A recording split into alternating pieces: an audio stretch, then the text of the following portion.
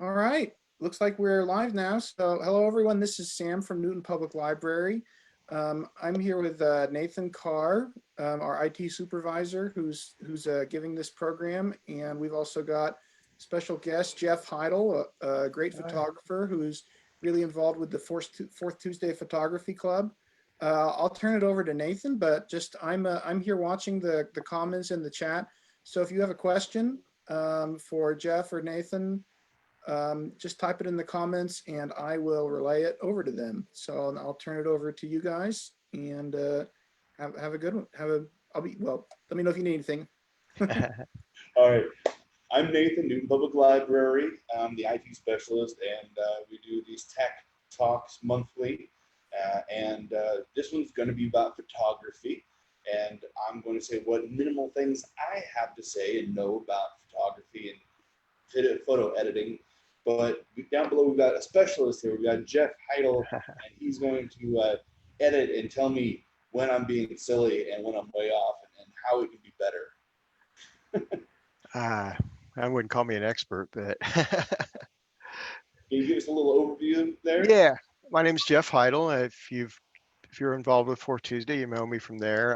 Back in I think '99, Susan Bartle and I started the Fourth Tuesday Photography Club after we saw a bunch of stuff like Picasso, which we're going to talk about. There was a lot of interest, so we saw that there was an interest in maybe we should have a club, and we've been going over for over 10 years now, and probably one of the more successful photography clubs in the state.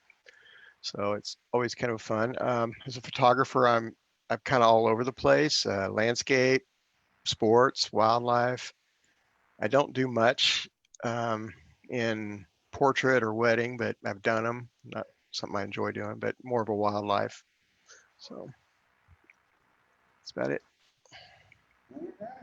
My photography experience is generally taking pictures of my kids and projects I'm working on. So not a lot. I'm not going for framing and all that sort of thing necessarily.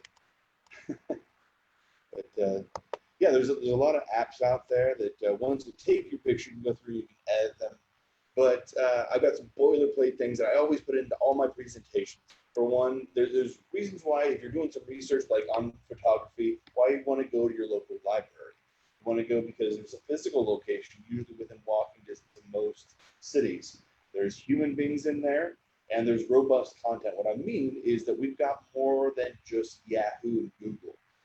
We've got access to white papers done by state um, schools and everything else. We've got access to a lot of things, and the people that can help you access and navigate those tools. Um, Protect your computer when you're going to start trying new programs. When you're trying to load new apps, please run your Windows updates, run your antivirus updates, run your spam bar updates. Get protected before you go out and try new things, uh, and maybe do all your backups as well before you really get into it. Um, so graphics I program. wanted to mention one thing, Nathan, before you got too far about stuff with the library. So I'm trying to remember the program, but you guys have access to, I think LinkedIn owns them now, but it's a training. Do you remember what I'm talking about? Where you can Have get the in. thing. I'm gonna go to another room. yeah, we're talking about Linda. Yeah, Linda is a really good resource. If you're doing photography, there's all kinds of good stuff on there from, how to use a flash or, just using your camera in general. So, that's another great resource from the library that if you have a library card, it's a free resource. And YouTube. I mean, yeah. Yeah.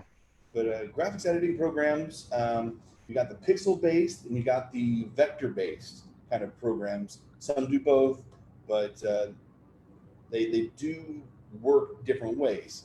So the graphics based allows you to touch up photographs and create graphics from scratch, like Photoshop, Paint Shop Pro, Apple Works, GIMP, Scribus, LibreOffice Draw. I mean, Google, what was it, Picture Manager?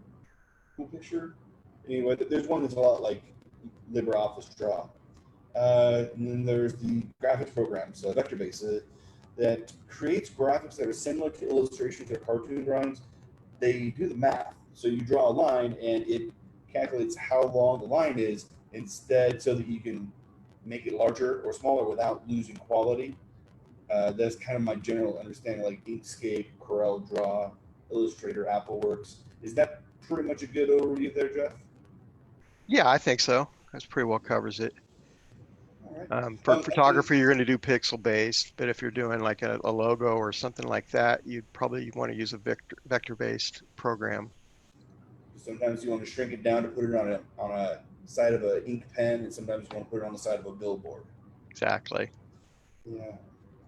Oh, and about my presentation style, you might hear of professional presenters that say that when you're doing a slideshow, you want to have like a picture of a frog and talk for a half hour instead of writing down everything you say. I have patrons that come back to me and say that they much prefer to be able to go back and reference the data so that they can go through. So I do have a lot of words on the screen. I do kind of go by the words. So it might be a little annoying here and there, but there's a reason for it.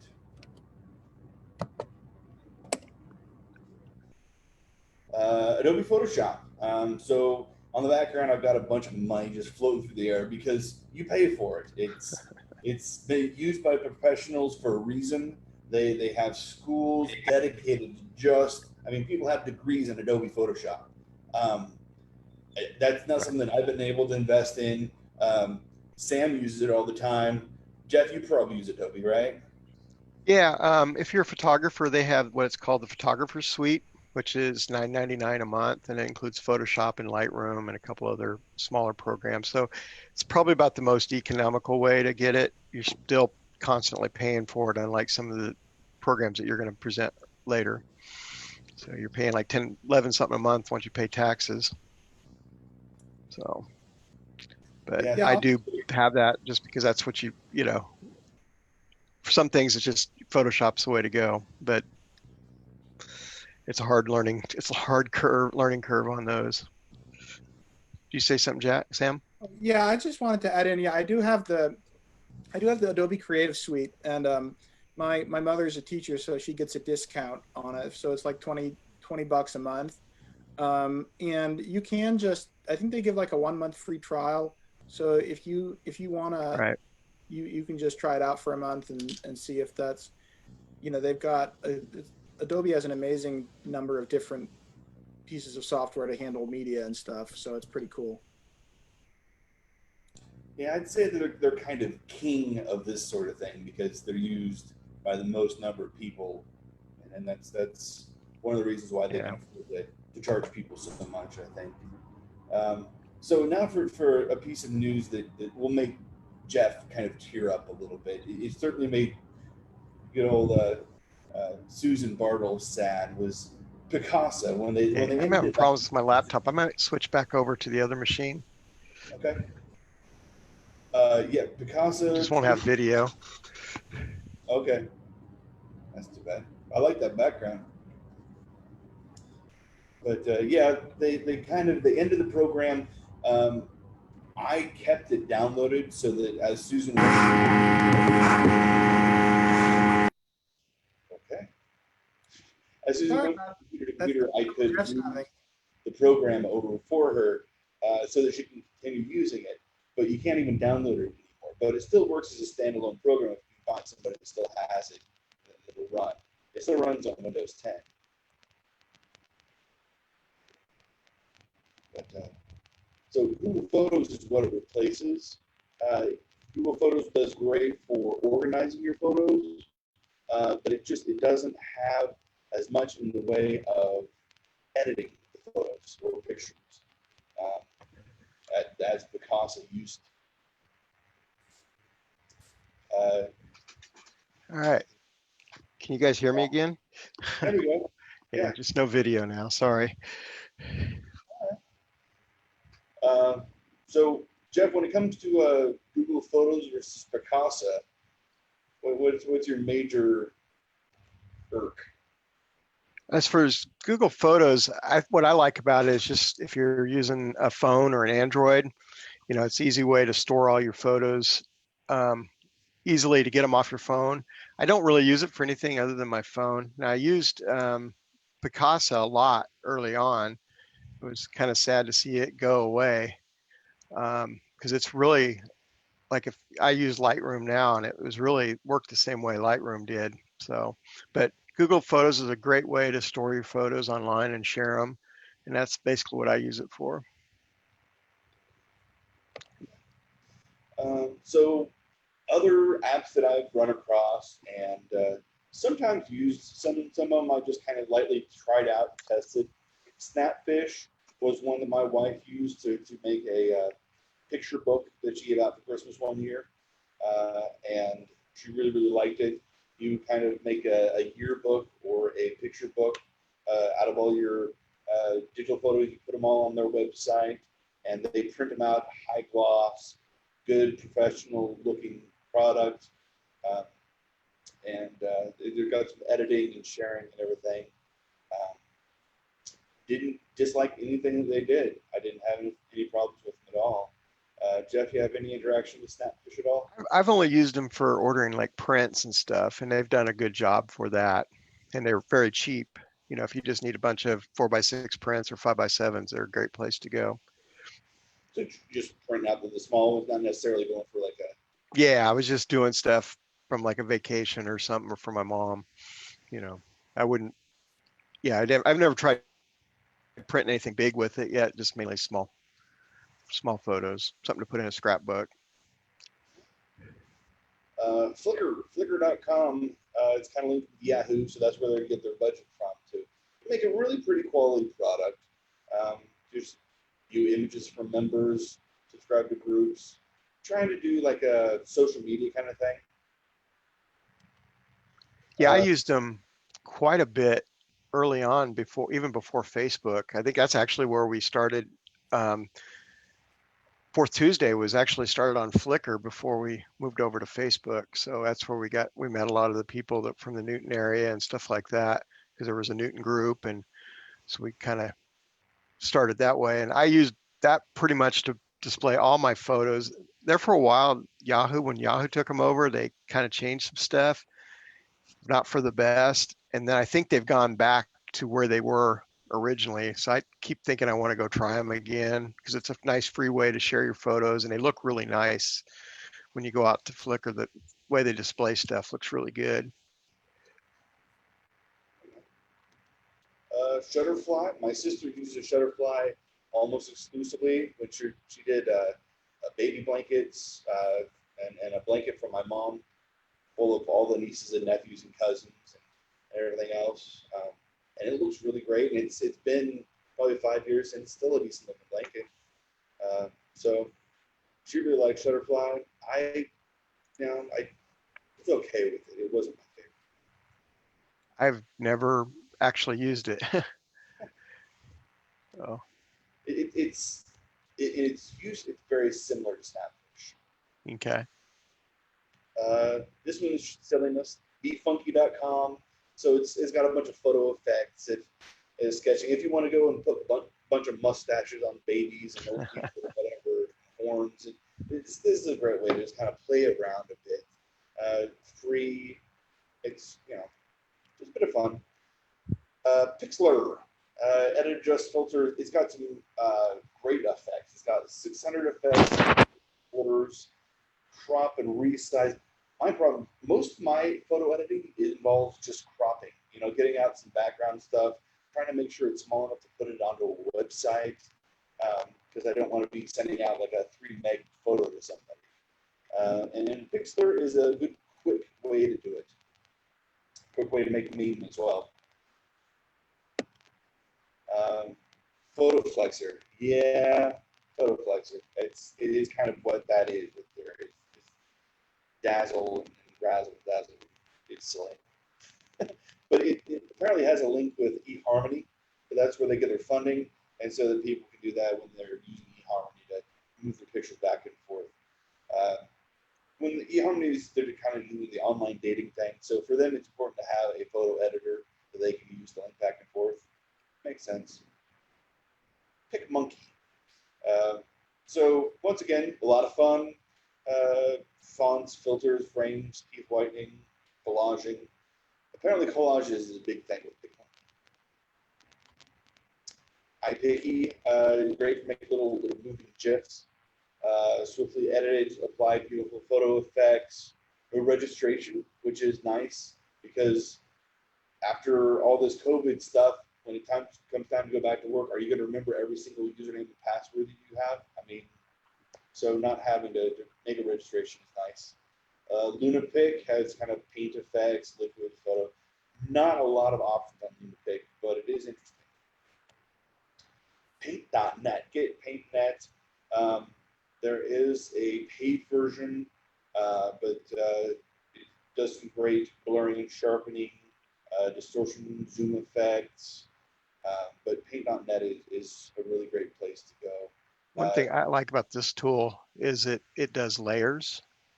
So if you were adding text or something to it, a lot of the pixel programs, if you edit text and then trying to get rid of the text later on, sometimes can be a pain.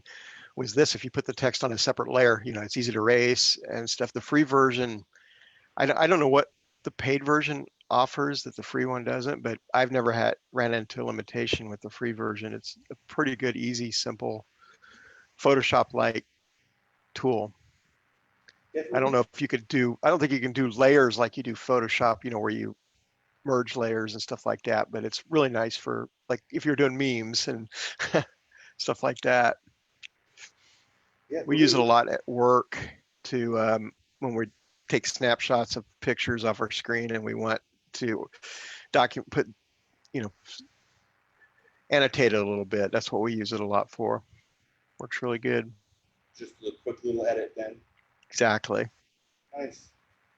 Yeah, it feels like it's kind of a blender of Microsoft Publisher and kind of a little bit of Adobe as far as the way that it has filters. But the layers, for me, it felt like, did you ever do any programming with Flash?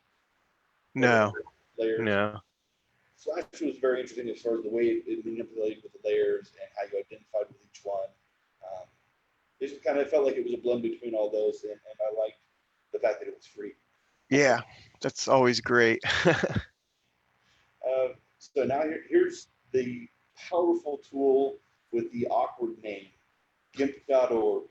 You can run on Windows and Linux and phone and everything else like that.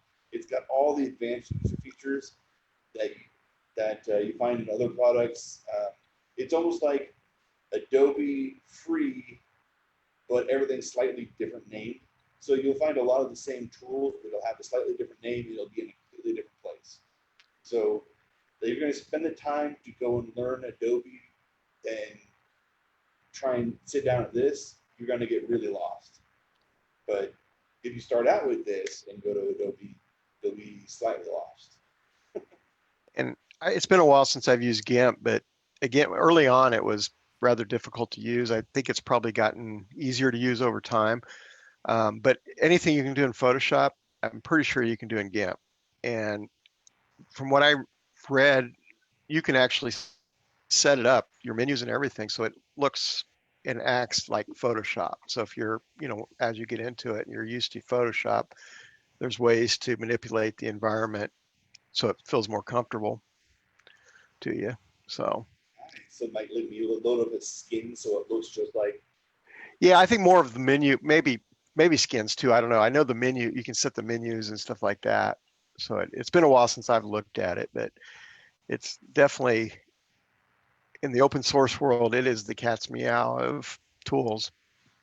Yeah, we've got it loaded up on all of the kids' computers downstairs. So on the games computer, they're not on the internet, but all those computers have GIMP on them, so the kids have access to all these really advanced features and tools. But unfortunately, we don't have any printer set up to those, so they have to save the thumb drives or something. Always good to have a good sneaker net. Right. Good old sneaker, go from one to the other and carry it with you. Instagram is kind of a social photography thing. So their idea is that the best camera in the world is the one that is in your hands at that very moment. So you see an alien, it's not going to do any good if you don't have your camera with you, right? So It was originally made for iPhone, but has since been loaded on all the other devices and Facebook and Twitter, and it's huge. I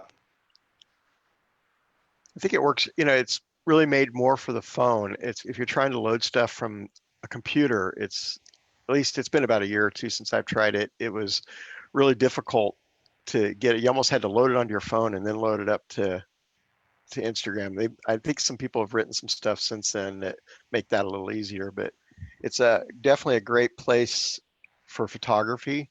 There's a lot of big name photographers that have their stuff in it. It's an easy way to get known. If you start getting people following you and get your work, get your photography out there. I don't do a lot. I've got a few things on Instagram, but not that much. I kind of figured you'd have a huge, like, multi-person, 1,000 Yeah, long for you. that's an area that I probably need to learn a little bit more of, but it's just haven't done it. Hey, Susan is huge on that. Yeah, she's big on it. Yeah. Sam, do we still have the NPL Newton Library Instagram account? Yeah, we have it. I've been posting on it, not as much as on Facebook, but I try to maybe I try to do one post per day on it. It's just that, of course, not being at the library, in case you didn't see the news earlier, go to our Facebook page and check it out. We're going to be doing the no contact pickup starting Monday again, but we've been out of the library, so there's not that much library stuff to take pictures of when everybody's working from home. But that's going to be changing back. So yeah, we have an Instagram account, and actually, it's now possible to post from something. Facebook and Instagram are owned by the same company, so they put out this thing called Creator Studio, which allows you to finally. They added it so you don't have to. You can post photos from your desktop. Good. You don't have to use your cell phone, and you can also schedule posts to be posted down the road, which is features that especially businesses have been asking for a long time. So that's a good thing. Nice. Yeah, I worked a full 8 hours today, and so I've been making a bunch of changes around the library. I'll have to send you some pictures, Sam. Trying to separate the computers and make it so that people can drop things off, safely. And so a lot of changes going to be going on in the library. We'll have to put some stuff up. That's good to hear about. Yeah, definitely. Send photos over me, and I'll get them up on the Instagram. That'll be great. All right, I'm really glad to have Sam. Let's see. Here's some more silliness. Faceyourmanga.com, and so it kind of uses the Facebook and Twitter profile, kind of makes a little image you can throw up on there. MakeMeAZombie.com, to where it takes your picture. So that, believe it or not, that picture right there of me of the zombies is almost the same one as that I was using up here for all the other ones. So pretty creepy. So we're talking about the GIMP. It is kind of a free open source kind of a software. So here's some free ones that you can download. Inkscape is vector drawing. So if you want to do a logo, that can be on an ink pen or on a billboard. Maybe your family crest, family name, something like that. GIMP is just graphic manipulation, like take a picture and start giving people mustaches and cleaning out background images. Scribus is kind of a digital publishing. MyPaint and Synfig is kind of a 2D animation, kind of like Flash kind of animation, GIF kind of things. Jeff, do you have any recommendations about any of these? I like Inkscape. That was one I've used a lot for. I'm trying to remember the tool we got at the Makerspace where you can engrave stuff, and that's it's the what is that called? CNC? No, it's just like a flatbed printer. It can cut stuff out. It's a little what is that thing called? Oh, the Makerspace here in the first one? Yeah. Oh, yeah. So we're on the north wall. Yeah. What is that thing called? But if you need, that's a good way to get, because it doesn't really it likes vector stuff. So Inkscape's a good way to get vector. What is that thing called? It's named after the product that you can cut. It's kind of a plastic vellum. I can't. Are you talking about? Oh, what are you trying to come up with the file name for vector files? No, the little tool that we use it on. I use it on to engrave stuff. Oh, Pam just commented Glowforge. Is that another? Yeah, Glowforge. Thank you. Oh, okay. Yeah, thanks, Pam. Yeah. Yeah, and the people that are in the room here with us, if you wanna say something with audio, just unmute yourself and then you can speak as well, by the way. You're welcome to do that. So I've done a few projects with Glowforge and, to engrave in wood and stuff. I did something for Great Plains Nature Photographers this year for awards. And I used Inkscape to bring in some vector images and then put text in there, and it makes a really nice image so you can go into the Glowforge and just etch it out real nicely into wood. So I do love that Glowforge. I do too. I burnt on some tiles, wood, and all sorts of stuff. Great. Yeah.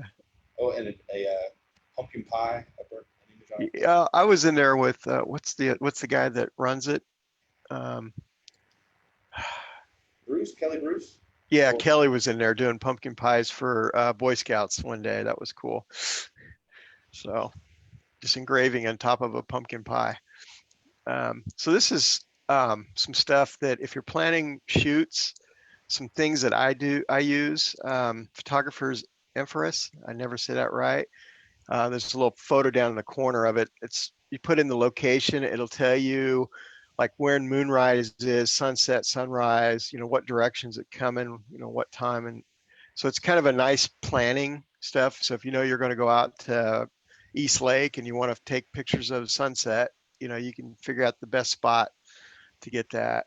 Some other ones are just some stuff around Kansas byways from travelkansas.com is different places around the state, gives you some information about it.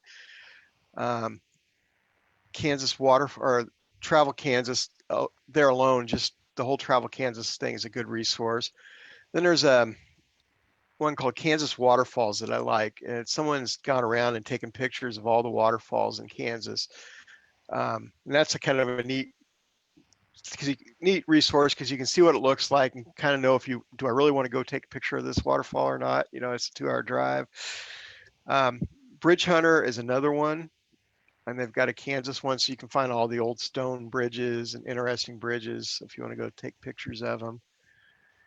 Another good resource if you're into bird photography is pretty much any of the FWS Gov ones, but I like the Quivera one because it'll tell you what birds they're seeing out there, quantity wise, of if there's eagles out there or if the sandhill cranes are coming through. You can go plan a trip to go out there. And then always Google Maps and Google Earth. So if and it's nice to go in there, and especially if you can use the satellite imagery, you can kind of see if there's old, like you drove by an old house and you want to find it, and see what's around to see if maybe it's a good spot to go take some pictures or not. I use that a lot just to plan out my trip, plan out what I'm going to do. When you're taking pictures of old houses, do the owners ever contact you and say, "Hey, that's my house"? Yeah, I don't trespass. I know some people will, but I don't unless I have permission.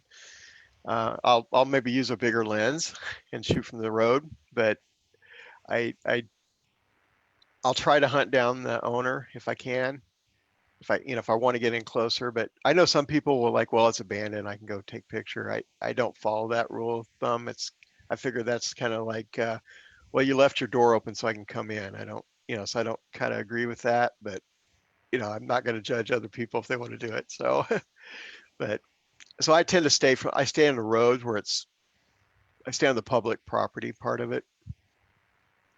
What resource do you normally do to try and track down the owner of a house? Just if I'm really interested in getting on some property, I'll maybe stop at some of the local houses and see if it's their property or if they know who it is.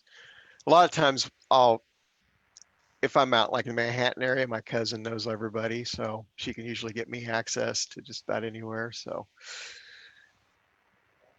On the Quivira link, is that near Quivira Boy Scout camp, or is that like a Quivira Lake, or? that's a Quivira Refuge. It's I'm not sure where the Boy Scout camp is, but it's straight west of here, McPherson, west and south. Um, what's the by Sterling, Kansas, maybe a little further west of Sterling. Okay. So it's probably about 45-minute to an hour drive from McPherson or Newton. So it's not like the one over by Great Bend. It's close. It's close to that. I mean, it's south of the Great Bend one. I think yeah, it's south of Great Bend, almost straight south. I think. It's probably about 40 minutes from the Great Bend one. So you can hit both of them in a day trip if you wanted to. Hey, and you can stay inside your car and stay safe from COVID and all that. Yeah. I mean, I think you can probably both have their options. I think I've had better luck at Quivira. Just Less traffic?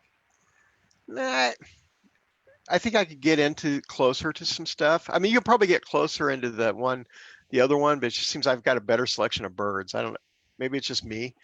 And then there's a really nice spot for deer. I've never not seen deer out there at the refuge.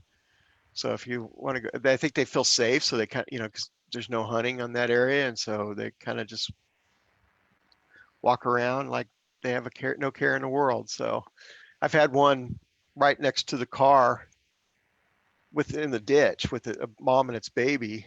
And we drove by and I'm like, well, let's pull back. We figured they'd run away as soon as we started pulling back, and she just stayed there. And I took probably 30, 40 pictures of her. Of course, I had a 300 millimeter zoom, so all I could get was headshots at that point. But she just stayed there.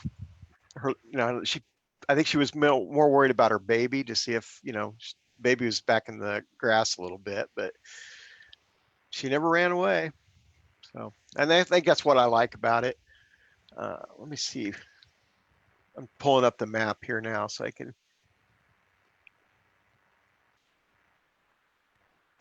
Have you been to the McPherson Wildlife Refuge? We've been out there, but it's been dry every time I've gone out. So yeah, it shouldn't be now. I need to get out there. I was thinking about that the other day. I was watching that. There was an event last week from the Olathe Library. They had somebody that was talking about all the conservancies around the state, and they were talking about that one as a good place. So I need to go. But Quivira is almost straight south and a little bit east of Cheyenne Bottoms. That's the one by Great Bend. So if you take 281 straight south, and I think to probably 140th Street, you'll get close to Quivira. So it's about a 30-minute drive, I think. Pam, you're on. Is that about right? 30 minutes from both of them?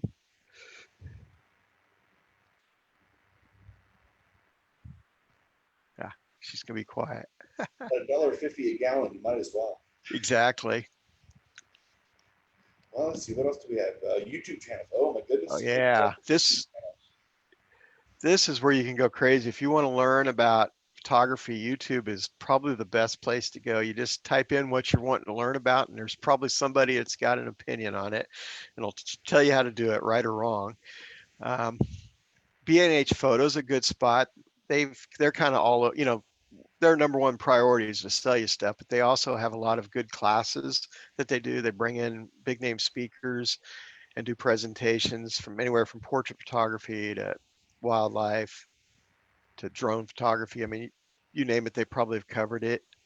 If you're into portrait photography, Joe Elderman, he's a kind of an interesting character, but he's really good about teaching, especially with lighting and kind of breaks it down into an easy to understand way to do stuff. Same with the slanted lens. He does portrait stuff, but he's kind of more of a general photography type stuff. If you're familiar with Fourth Tuesday photography, you might remember Tim Gray. He wasn't on one of our meetings, but Susan saw his name on something because he was doing a tour. He's a big Adobe guy, and asked him out of the blue if he'd come to Newton, Kansas, and he said sure. He'd never been there before, so he stopped in. And Tim Gray is early on when I was learning how to use Lightroom, I watched a lot of his videos on how to set stuff up. So he's really good about that kind of stuff. He's got doesn't have a lot of videos on his YouTube channel, but they're usually long ones on how to set things up, how to properly set things up in Lightroom, do some Photoshop stuff. And he also has a website called Ask Tim Gray. And if you're into Photoshop and Lightroom, I would definitely sign up for his daily email blog. People send in questions and he answers them every day. He'll have something, most of it I know because I've been using it for so long, but every once in a while he'll get me with one I've never seen before and hadn't thought about it. But yeah, Tim Gray Photography or Tim Gray Photo. And I think he also has asktimgray.com too. But if you go to Tim Gray Photo, you can get to all that. Thomas Heaton is a really good wildlife photographer, and he goes in stuff like how he sets up his camera, how he sets his focus. So it's a really good training tool. And then there's the Adobe has a Photoshop Lightroom channel on YouTube that's really good. They show you how to use the tool. Some of them are like 5-minute videos, so you don't get bored into a 30-minute video trying to learn how to use Photoshop. So they break it down into smaller bits. And this one's kind of a fun, and they've had a lot of fun ideas since everybody's cooped up in their house. It's called Cooperative Photography, and they have a lot of DIY photo ideas and if you just go check that one out if you're bored at home and you want to do something, like he's got a lot of great ideas on how to just do some stuff around the house photography wise. Now, so you mentioned Lightroom quite a few times. So Lightroom is an Adobe product, right? Yes, it's an Adobe product. It's kind of a lot like Picasa. If you're used to Picasa, it's a non-destructive, so I can make a bunch of edits to a photo, and then a year from now I can decide I didn't want any of them. I can just reset back to my base photo, or I can. So that's one thing I like about it is you're not going in like you're not doing pixel editing. You're just making. What it does is it writes what you're doing to a file. So you don't actually save anything. The image itself never changes unless you export it. If you export it, then that image will change. But it's like a bunch of commands. So if I like lighten the photo a little bit or change the white balance, it just puts a recording. And this is, we set the white balance to this, and you can't do a lot. You can crop, you can hide some stuff. Like if you got some like a dirt on the lens, you can go do some spot removal and stuff like that. But it's never permanent unless you can, again, if you want it permanent, you can export that photo to another JPEG or something. Then you've got one that's got all the changes into it. But it's really nice just for that, because especially if you're doing backups, you don't have to, if you make a bunch of changes to a photo, you're not backing up a 20 meg file, you're backing up probably about a 20K file, so. I was gonna say, how big is that statement? Yeah, it's really small. And it's a nice cataloger, so you can put keywords in, and you can rate your photos. So like if I went in and I needed a picture of a bison in winter, I could go find something like that, and I want to make sure it's one of my 5-star photos, so I can fairly easily go find something like that. It does have face recognition.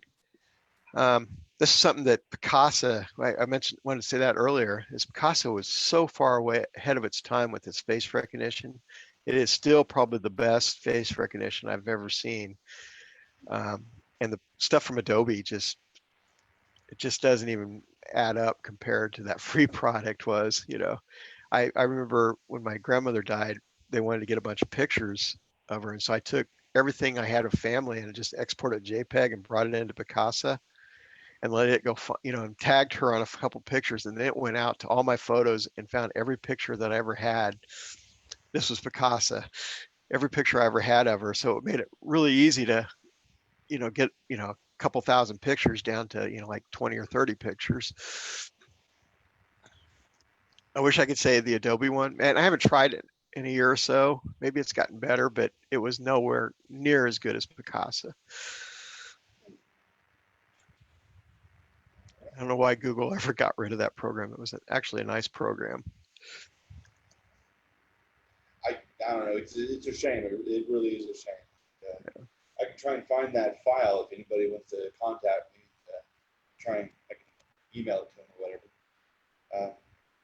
As always, with these presentations, views and opinions are ours, not necessarily the libraries or Newton Townships. Contact us if you have any grief. We'd be happy to talk you through. And we've got on Facebook and email and give us a holler. Is there anything else you want to say here, Jeff? I don't have any. Do we have any questions out there? Yeah, I muted everybody. We'll wait a little bit because the live stream is on like a 20 or 30-second delay. So just spin our wheels a little bit to give the folks watching the live stream a chance to type any last questions on the chat. In the meantime, I'll mention one more. I don't know. You guys ever use Moments? It's an app from Facebook called Moments. Mm-mm. It's really, my family uses it. It's actually a really good way if you've got family, you might have family photos and you don't necessarily want to put them all on Facebook where like hundreds of people that are your friends with can see them. If you just want to share photos with 5 or 6 people in your immediate family, you can get this Moments app, and it's really cool. It will group your photos into try and kind of similar to what other photo apps do. Group your photos, try to figure out which photos should go into folders and stuff automatically. And there's no limit on the amount of the number of photos that it will hold either. So that's a really cool one. Yeah, I've heard of that one. Yeah, a little bonus app there. And I would like to mention also, Jeff will be back on Zoom on Tuesday, May 26th at 7 p.m. for Maxwell Wildlife Refuge Kansas Hidden Gem. That's our 4th Tuesday meeting for the month of May. And I really appreciate Jeff doing that. Jeff, do you want to say a little bit about what you're going to talk about with that one? Basically, I'm just going to cover what I've been going out there since 2010, and just from the first moment I went out there, I fell in love with the place, and so I'm just kind of going through my travels, what I've seen over the years, the different, some of the characters I've met as far as animals and people.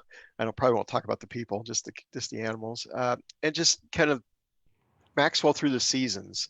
What it's like in the spring and the summer, winter and fall.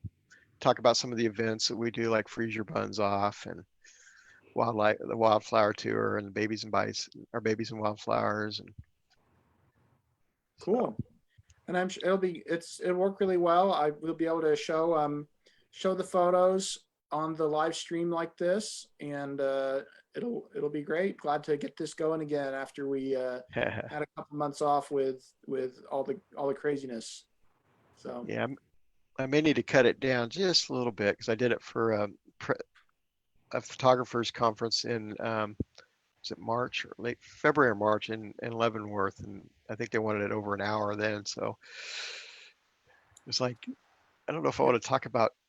I didn't know if I could do a whole hour, but I made it. Cool. Oh. Well, really look forward to that. I will sign us off of Facebook Live now, and